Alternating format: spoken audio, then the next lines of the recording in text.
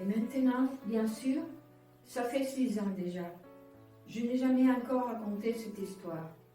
Les camarades qui m'ont revu ont été bien contents de me revoir vivant. J'étais triste, mais je leur disais, c'est la fatigue. Maintenant, je me suis un peu consolée. C'est-à-dire, pas tout à fait. Mais je sais bien qu'il est revenu à sa planète. Car au lever du jour, je n'ai pas retrouvé son corps. Ce n'était pas encore tellement lourd. Et j'aime la nuit écouter les étoiles. C'est comme 500 millions de grelots. Mais voilà qu'il se passe quelque chose d'extraordinaire. La muselière que j'ai dessinée pour le petit prince, j'ai oublié d'y ajouter la courroie de cuir.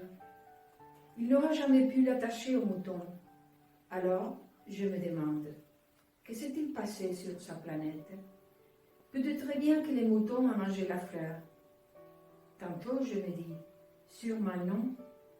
Le petit prince enferme sa fleur toutes les nuits sous son globe de verre et il surveille bien son mouton.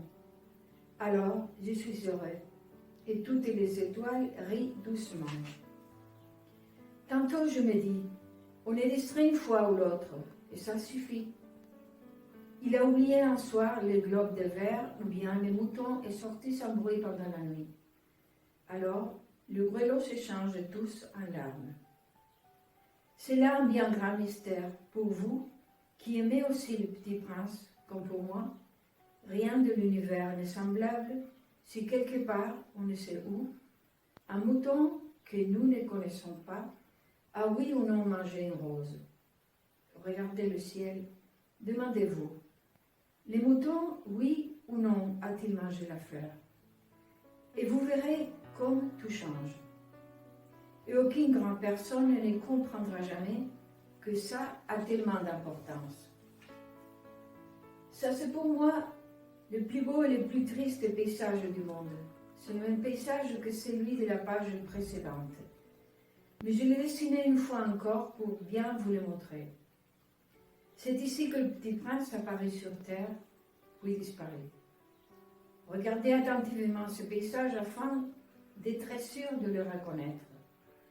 Si vous voyagez un jour en Afrique, dans le désert, et si vous arrivez de passer par là, je vous en supplie, ne vous pressez pas. Attendez un peu, juste sous l'étoile.